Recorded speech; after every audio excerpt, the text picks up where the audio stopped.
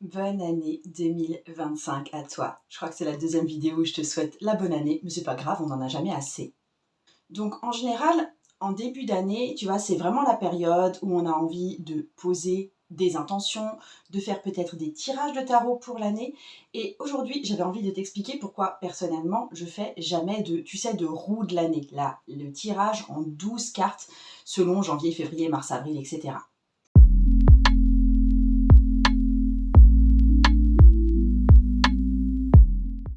En fait, pour moi, c'est un tirage qui est vraiment beaucoup trop projectif et finement projectif. Tu vois, c'est pas genre comment va se passer mon boulot durant l'année 2025, c'est en général les énergies pour chaque mois, et voire des mois en avance, voire tu vois, il y a jusqu'à 12 mois en avance. Et du coup, c'est pas vraiment réaliste pour moi de tirer des cartes pour connaître l'énergie ou les tendances des mois 12 mois à l'avance. Et j'ai une préférence vraiment pour des tirages qui sont peut-être plus courts que 12 cartes et beaucoup plus centrés sur l'instant, ou beaucoup plus en mode je vais tirer des leçons de ce qui s'est passé. Donc ici, pas de panique si je ne te propose pas de roue de l'année, j'ai une alternative à te proposer pour démarrer 2025 de façon constructive et de façon alignée. J'ai même pris un chocolat. Et si tu es là et que tu ne me connais pas encore, je m'appelle Margot Robert Winterhalter, je suis tarot coach. Et mon travail, c'est de proposer des programmes en ligne qui sont vraiment basés sur le tarot. Le but, c'est vraiment de pouvoir rendre ta vie plus sexy à l'aide du tarot. Le tarot, pour moi, ça aide à prendre des décisions plus intègres, ça aide à être plus responsable dans sa vie, ça aide à vivre aussi une vie peut-être plus consciente. Bref, pour moi, le tarot, je le vois vraiment comme un outil de croissance personnelle. Donc en gros, tu l'as compris, je ne fais pas de roue de l'année parce que pour moi, ça implique beaucoup trop de projections dans l'avenir et de façon assez floue. Je préfère, quand je travaille de façon précise, travailler avec un horizon de 3 mois au maximum, tu vois, de poser vraiment les projets, de définir ce que je fais sur 3 mois maximum. Ça me permet d'être beaucoup plus connectée au présent, d'ajuster aussi mes actions au fil du temps. Et bien sûr que je peux voir plus loin, mais en général, quand je vois plus loin, c'est sous forme de grandes tendances, c'est sous forme de un jour, j'aimerais bien que. Et du coup, ça se dessine au fur et à mesure. Mais il n'y a pas d'actions précises qui sont mises en place sur des choses que je projette forcément sur, disons, 2 ans. Et en fait, j'ai du mal en fait avec les tirages projectifs parce que j'ai l'impression qu'on peut peut-être s'y accrocher comme à une vérité absolue du style « Oh mon Dieu, moi je sais que j'ai la carte de la tour pour avril. Alors voilà, de toute façon, le mois d'avril, je dois me préparer à ce que ça secoue bien fort. » Alors que pour moi, tu vois, on ne sait pas exactement comment ça va arriver ni comment. Et je pense que ça limite en partie notre capacité à prendre vraiment des décisions conscientes, à décider ce que nous, on veut pour nous-mêmes, à le mettre en place pour nous-mêmes. Tu vois, il y a un truc de responsabilité derrière qui est important pour moi. Et aussi, tout simplement, personnellement, la raison pour laquelle je ne le fais pas, c'est que je vais noter ça dans mon carnet de janvier là, 2025. Honnêtement, en novembre 2025, je vais avoir complètement oublié mon tirage de janvier 2025. Il y a une question, tu vois, de mémoire. Donc en fait, quand il s'agit de faire un bilan et de se projeter en avant aussi, mon approche préférée, c'est vraiment de faire un bilan ou de tirer les leçons qui nous ont été enseignées les derniers temps, tu vois, vraiment faire un point sur le moment présent, que ce soit avec le tarot ou que ce soit sans tarot. Et ensuite, j'aime bien construire mes projets moi-même, sans me les faire forcément indiquer par le tarot. Donc ici, j'avais envie de te montrer les questions que tu pouvais te poser en journaling et en utilisant aussi le tarot pour transformer ce bilan en un tirage constructif pour l'année à venir. Donc il y a un mélange, tu l'as compris, mais c'est toujours le cas chez moi, d'introspection et d'énergie du tarot. Et du coup, les premières questions, ce sera vraiment du journaling. Et les autres questions, ça va être des questions en tirage de tarot. L'idée, c'est de t'aider à comprendre qui tu es là en ce moment, ce que tu as vécu l'année dernière, où tu veux aller en 2025. Et l'idée principale pour moi, c'est vraiment que tu comprennes où tu te situes, tu vois, un peu dans le fil de ta vie, selon tes expériences. Et je veux que tu poses ta direction, la direction que tu vas prendre dans le futur. Le problème des tirages prédictifs, c'est qu'on regarde en avant, ça c'est cool, et on pose des objectifs, et on pose des fois des bonnes résolutions, mais on ne prend pas le temps de profiter de la sagesse qui s'est accumulée grâce à ce qui a été vécu dernièrement. Il y a aussi ce truc, cette petite nuance que je vais apporter de ce qui peut être vraiment une topissime année pour une personne sera différent d'un individu à l'autre. Tu vois, on ne définit pas tous nos réussites ou nos bonheurs de la même façon. Donc, il y a un truc, je veux que ce soit basé sur ton expérience personnelle et sur ce que toi tu préfères. Donc le but, c'est pas forcément de faire une liste de réussites de 2024, mais vraiment d'aller voir au global, les hauts, les bas, les leçons, les victoires, les pertes, tu vois. Et on va faire ça avec le tarot. Mais si tu vois que toi, t'es pas à l'aise avec le tarot, je t'invite aussi à prendre ça juste en question d'introspection à faire en journaling. Franchement, c'est un très bon exercice de bilan personnel en journaling. Après, si toi, tu as envie d'un outil en plus dans le monde du tarot, j'ai quelque chose qui est gratuit pour toi. C'est vraiment si tu veux aller plus loin dans ta pratique du tarot et vraiment peut-être apprivoiser ce que c'est que tout le jeu de tarot et te servir de absolument toutes les cartes. Donc, j'ai quelque chose qui est gratuit pour toi. C'est des fiches pratiques, les cartes de tarot en un seul coup d'œil. Ça va te servir à vraiment maîtriser les bases de ton jeu. Ça va te permettre de te connecter et de comprendre le système de ton jeu de tarot sans te prendre la tête. Je te mets le lien en dessous, évidemment. On y va pour les questions en journaling. La première question que j'aimerais que tu te poses, que tu écrives dans ton journal et que tu prennes vraiment le temps de rédiger ça au calme pour pouvoir faire un point entre 2024 et 2025, c'est quels ont été les moments forts de 2024 ? Là, le truc que j'ai envie de te donner comme astuce, c'est de prendre ton téléphone et de regarder les photos de toute l'année, d'accord ? Ou de prendre ton agenda et de revenir en arrière dans ton agenda, ça va te servir à repérer justement ces points forts. Ça va te servir à voir quels ont été vraiment les moments marquants de ton année et de les noter. C'est quoi les points vraiment ? Mais il y a un truc où ça va peut-être un peu changer ta vie. Ça va te montrer aussi ce qui te rend vraiment heureuse. Ça va te donner des pistes pour avancer. Il y a un truc, souligne vraiment aussi les moments les plus joyeux de l'année passée. Et tu peux prendre vraiment le temps, au fur et à mesure que tu les écris, que tu vois que tu fais cette petite liste. Tu peux te souvenir, enfin peut-être cette grosse liste d'ailleurs, hein, c'est pas forcément une petite liste, mais souviens-toi de tes émotions, souviens-toi des gens, souviens-toi des endroits, souviens-toi de ce qui a été fait, tu vois. Il y a un truc à ancrer ici. Tu vois, pour moi, là, ce qui me revient, mais je suis pas en train de le faire de façon détaillée ici, mais il y a eu une période de crise dans ma vie et j'ai été l'année dernière, du coup, enfin en 2024, et j'ai été très soutenue, notamment au début de l'été, par des amis qui étaient très fortement fédérés autour de moi. Il y a une amie qui est revenue du Lot et on a passé 2 jours ensemble dans sa maison et c'était juste complètement fantastique. Il y a une copine cette année qui est venue avec nous en vacances en Ardèche et on a fait plusieurs randonnées vraiment incroyables dans la nature. Professionnellement parlant, il y a eu pour moi le démarrage du Voyage du Fou qui est mon programme sur toute une année entière et ça a été vraiment une joie de démarrer ça et d'accueillir le groupe qui partait là pour l'année entière. Il y a eu aussi professionnellement la fin des expériences tarot et notamment l'expérience tarot niveau 1 qui a été faite à Lille avec un groupe qui était juste dingue. Et puis même le fait d'être allé dans ce très grand hôtel et tout. Et c'est vraiment un vrai souvenir. Et ensuite la retraite niveau 2 qui a été faite cette fois à 3. On était un groupe beaucoup plus restreint. J'avais jamais eu un aussi petit groupe sur une retraite, l'expérience tarot. Et c'était la toute dernière. Et c'était tellement doux. Et c'était tellement cosy. Il y a aussi le fait d'être allé à Paris, faire un atelier et signature de livres avec la sortie également de mon coffret. Enfin, tu vois ça derrière de toute façon. Donc ça a été aussi des événements marquants. Il y a eu des nouveaux projets de couple qui se sont posés, qui ont permis à mon homme et à moi de vraiment être dans une démarche plus de transparence et plus aussi de discussion à cœur ouvert. Et ça, c'était vraiment très cool. Il y a eu un projet d'achat de maison qui n'est pas encore concrétisé et très honnêtement, je ne sais pas s'il se concrétisera parce que ça coince aux entournures. Donc voilà pour moi. Et ensuite, pareil, toujours en journaling, toujours éventuellement à l'aide des photos de ton agenda, etc. Mais ça va te revenir assez naturellement. J'aimerais que tu répertories un petit peu les moments difficiles pour toi de 2024. Tu vois, l'idée c'est quel défi ai-je rencontré Pardon. Quel défi est-ce que j'ai rencontré et qu'est-ce qu'ils ont à m'apprendre. Et pour moi, c'est complètement ok de se sentir triste, de reconnaître que tu as vécu peut-être des choses qui étaient difficiles cette année, parce que ça fait partie de tes leçons de vie. Donc il y a un truc de reconnaître tes hauts, tes bas, et ça va donner comme ça une vue équilibrée à ton année, il y a aussi ce truc de retirer des leçons de ce qui a pu se passer pour toi. Pour nous, ce qui s'est passé en demi-teinte, En fait, ces temps-ci, il y a des projets d'investissement et qui se font très difficilement dû à la réticence des banques en général, vu le climat actuel, et dû au fait que mon mari et moi, on a un profil assez particulier du fait de nos professions.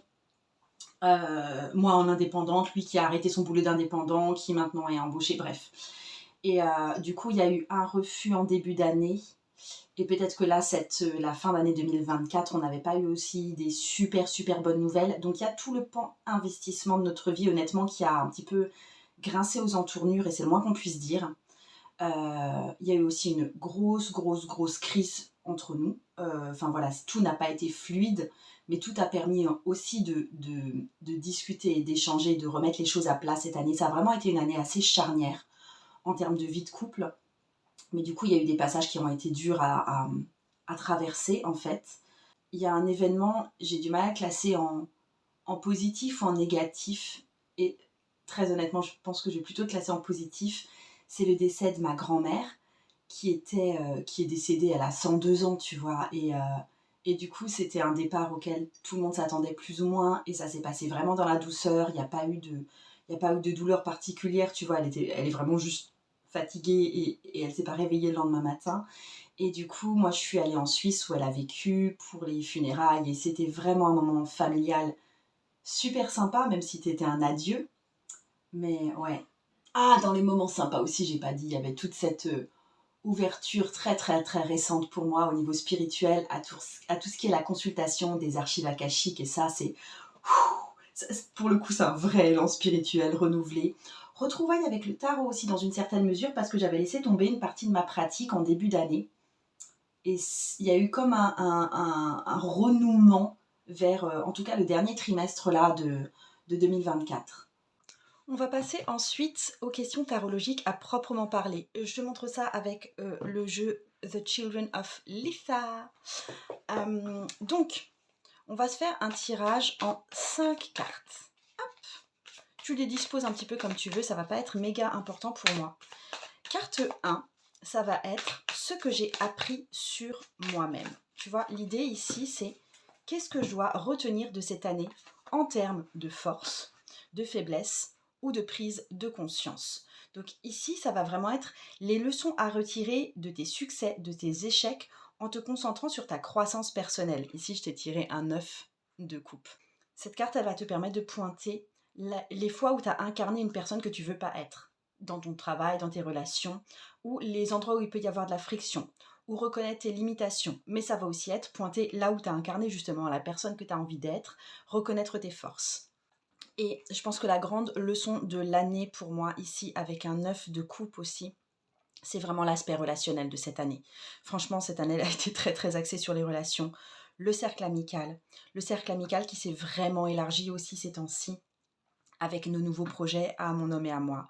Ça a été vraiment une année où on a renoué et on a posé des bases avec mon amoureux. Ça a aussi été une année où on a beaucoup discuté des enfants, etc. Donc c'était vraiment, je pense que le truc de apprendre à bien s'entourer et faire quelque chose de riche de nos relations, ça a été ce qui a été le plus nourrissant pour moi sans doute cette année. Et je pense que j'ai été pas mal fière aussi de ma façon de me comporter avec les gens qui étaient proches de moi.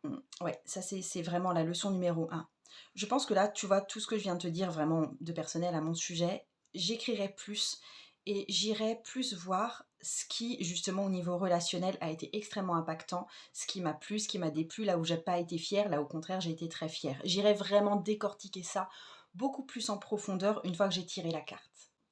Deuxième carte que je vais t'inviter à tirer. Et ici, j'ai un 6 de coupe. C'est ce que je vais arrêter de faire. En gros, quelle habitude ou quel schéma n'a plus sa place dans ma vie. Et là, tu vas utiliser cette carte pour identifier ce qui freine ton évolution.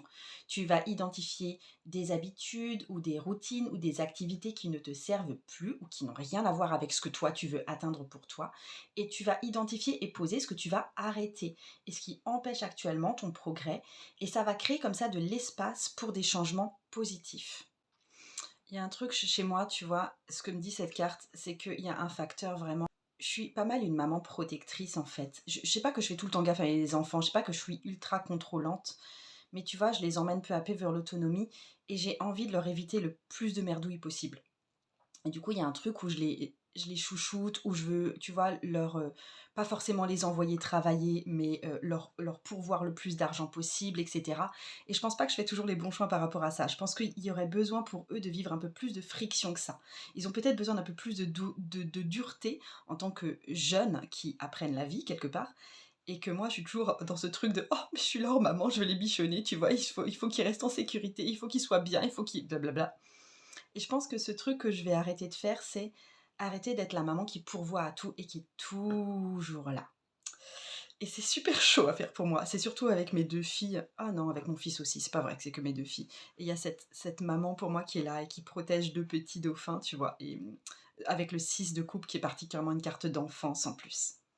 Ensuite, la troisième carte, c'est ce que tu vas commencer à faire. Et il s'agit d'une décision, hein. En gros, c'est quel nouveau chemin ou énergie puis-je accueillir en 2025.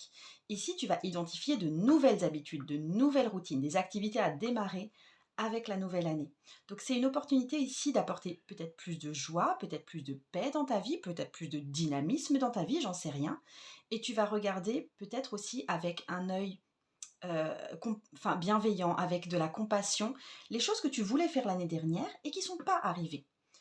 Et peut-être que tu peux développer aussi une approche curieuse, tu vois. Pourquoi est-ce que ce n'est pas arrivé? Pourquoi est-ce que j'ai pas mis telle et telle chose que pourtant je désirais en place en 2024? Et maintenant, je suis peut-être prête à le faire en 2025. Ici, j'ai un 7 de coupe. Punaise, j'ai que des cartes en coupe pour l'instant. Le 7 de coupe, c'est pas mal pour moi quand je le vois en positif. Tu vois une carte de se laisser des possibilités, de se laisser le choix, de peut-être dire oui à plus de choses parce que ça ouvre le champ. C'est marrant parce que ça me parle d'une... En fait, je suis invitée pour le mois de mai à une grosse réunion familiale du côté de mon père. Et très honnêtement, je me tâte à y aller parce qu'il y a beaucoup de personnes, tu vois, avec qui j'ai perdu le contact avec le temps, beaucoup de personnes que je ne connais tout simplement pas. Je sais que je vais avoir une année qui est aussi bien chargée, donc j'hésite vraiment à dire oui pour y aller. Et là, ce que ça me dit, c'est les nouvelles habitudes que je dois mettre en place, c'est peut-être dire oui à plus d'opportunités parce que ça va continuer à élargir le champ. Et que tu vois, les occasions, les opportunités se créent aussi en disant oui à des choses qui sont pas forcément évidentes a priori pour nous, tu vois, des choses vers lesquelles on n'irait pas de façon forcément spontanée. Il y a un truc de... Pour moi, il y a un truc de s'ouvrir à dire oui beaucoup plus souvent quand on me propose quelque chose. Alors, ici, ce que je vais faire en journaling, c'est que je suis OK pour m'ouvrir à dire plus oui et à être plus dans la spontanéité du allez hop, on y va et puis on verra bien. Mais je dois trouver une grille de lecture de, tu vois, qu'est-ce que je dois mettre comme garde-fou pour pas me griller? Parce que si je dis oui à tout, juste j'ai plus de vie, tu vois. Comment pas me griller, à quoi je dis oui précisément, à quoi je dis non. Je veux dire, en gros, quelle doit être ma nouvelle grille de lecture. Ça, j'ai bien envie de m'écrire ça, quelque chose dans mon journal par rapport à ça. Ah ah.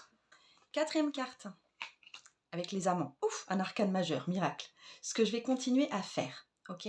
En gros, qu'est-ce qui fonctionne déjà bien et du coup mérite d'être cultivé? Là, c'est une carte qui va t'aider à reconnaître les bonnes habitudes, à continuer ce qui marche bien. Et ça va mettre l'accent non seulement sur peut-être des changements à apporter, mais sur ce qui doit rester en place, sur ce qui doit rester une priorité. Bon, écoute, avec les amants et avec ce qui s'est passé entre moi et mon homme l'année dernière, je crois que là, je vais pas te faire un topo, mais on continue sur la même lignée. On fait l'amour souvent, évidemment. Enfin, tu vois, il y a un truc de vraiment continuer les projets avec mon mari, continuer à être dans cette zone d'exploration, continuer à être dans cette zone de discussion, de transparence, de prise de risque aussi, hein, il y a quand même le serpent au-dessus. Mais ouais, volontiers. Et enfin, dernière carte que je veux que tu te tires, c'est le premier pas immédiat. À nouveau des coupes, punaise, j'ai que des coupes dans mon jeu. L'idée ici, c'est quelle action simple est-ce que je peux poser dès aujourd'hui pour incarner ces changements. Et ça va être axé sur de l'action concrète et de l'action immédiate. Ça va renforcer ton implication dans le chemin que tu es en train de prendre pour 2025. Donc ici, moi, j'ai un 5 de coupe. Le 5 de coupe, il me parle vraiment d'affronter une certaine déception, ou peut-être de dire non à quelque chose, ou de renoncer à quelque chose. Alors pour le coup, là, on est vraiment sur le domaine de la vie privée. Il s'agit effectivement de renoncer à quelque chose. Donc je ne vais pas en dire énormément plus ici, parce que oui, comme j'ai dit, ça relève de la vie privée. Donc je m'arrêterai là sur l'explication de cette carte. Mais en gros, toi, c'est quel passage à l'action tu peux envisager là tout de suite. Mais là, je parle des jours ou de la semaine qui vient, tu vois. Donc, un truc qui t'inscrit tout de suite dans cette nouvelle dynamique pour 2025. Après tout ça, pourquoi est-ce que je te conseille vraiment de faire cet exercice à la fois journaling, à la fois tarologique, plus qu'une simple roue de l'année, que je trouve déjà bien compliquée. Mais tout simplement, pour moi, c'est vraiment, j'aime beaucoup, je trouve que ça m'apporte beaucoup en tout cas, de mélanger réflexion personnelle et éclairage tarologique. Et ça me permet vraiment de travailler avec l'énergie du moment, tout en respectant un temps d'introspection, tu vois, un temps un peu bulle autour du tarot. Donc le tirage là que je viens de te donner et les questions bien sûr d'introspection que je viens de te donner, ça te permet d'avancer avec, tu vois, avec de l'intention, avec de la conscience, avec de la clarté, sans prendre forcément tes décisions sur absolument toute l'année, parce que je conçois tout à fait que tu sais pas exactement ce que tu vas faire de ta journée le 23 octobre, tu vois. Et en fait, ce que j'aime bien aussi quand je fais ce genre d'exercice, c'est que ça permet de voir qu'on porte déjà en soi les réponses à la grande question qu'est-ce qui me rendrait heureuse, tu vois. Ça permet de laisser émerger une sagesse intérieure. Et ça, j'adore. Donc l'idée, c'est pas forcément de faire de grands changements. Tu vois, tout d'un coup, là, en janvier, on fait des grands changements dans notre vie. Enfin, franchement, pourquoi au 1er janvier? Les grands changements qu'on amorce, souvent, ça arrive à d'autres moments. Alors, effectivement, des fois, c'est des dates clés, mais des fois, c'est par exemple parce qu'on a vécu une naissance nous-mêmes, dans notre entourage, ou quelque chose comme ça. Peut-être que c'est un déménagement qui amorce le changement. Peut-être qu'il y a un gros résultat financier qui crée quelque chose, tu vois. Mais en fait, là, en janvier, je pense qu'il est plutôt temps de se re-questionner sur la direction qu'on veut prendre, de faire de petits ajustements dans la vie quotidienne selon là où on veut aller, et de créer comme ça une sorte de goût, de satisfaction de long terme, des moments de bonheur, et pas forcément quelque chose de aujourd'hui c'est l'année où je blablabla, tu vois. Donc tu démarres une nouvelle année, tu démarres 2025 et tu vas pas seulement planifier, alors il y a une partie planification dont je vais pas tellement parler ici, mais c'est plus se créer une direction de vie, tu vois. Et moi, je t'invite aussi à partager ces réflexions avec les personnes que tu aimes et surtout les personnes qui partagent directement ta vie. Parce que ça permet d'avoir encore plus de perspectives, de resserrer les liens avec les gens que tu aimes et avec qui tu vis, de te souvenir avec eux des jolies choses, de ce que tu as appris, de ce qui compte pour chacun à un niveau plus profond. Tu vois, moi, ce que j'ai fait là dernièrement, je ne l'ai pas encore fait pour l'année 2025, mais je faisais mon bilan de décembre. Et en fait, le bilan de décembre, en fait, moi, quand j'écris le matin, quand je suis en mode journaling le matin, la grande majorité du temps, mon conjoint est avec moi à table parce qu'il prend son petit déjeuner, moi je suis au café, puis je suis en train d'écrire, tu vois. Et en fait, quand je suis en mode bilan, la plupart du temps, je lui raconte, je lui dis «Oh, regarde tout ce que j'ai noté!» Parce que c'est fou ce qu'on a fait. Et je lui dis «C'est complètement dingue tout ce qu'on a fait en décembre. Je vais te faire la liste de tout ce qu'on a fait en décembre.» Et je lui fais la liste. Et du coup, ça se transforme en moment partagé. C'est pas juste un moment de journaling et de réflexion juste pour moi. Donc pour moi, c'est un processus qui est super simple, mais qui est aussi super puissant de se poser ces questions en début d'année, parce que ça te remet sur les rails et des rails que toi, tu choisis. Et tu vas utiliser tes expériences passées pour te guider vers l'avant et créer une année qui t'apportera plus de ce que tu souhaites. Donc je t'invite vraiment à tester cette méthode, à me dire ce que tu en penses évidemment. Si tu as besoin d'une aide pour le tarot, je t'ai mis des fiches gratuites en dessous, les cartes de tarot en un seul coup d'œil. Et alors vraiment, je veux bien que tu entres dans une discussion avec moi. Moi, je suis curieuse de savoir quelles sont tes grandes leçons de 2024, les souhaits ou les projets que tu veux voir se concrétiser en 2025. Tu me dis ça en commentaire. Moi, je lis absolument tout, je réponds à absolument tout. Donc raconte-moi ça. Je t'embrasse bien fort. Bonne année à toi.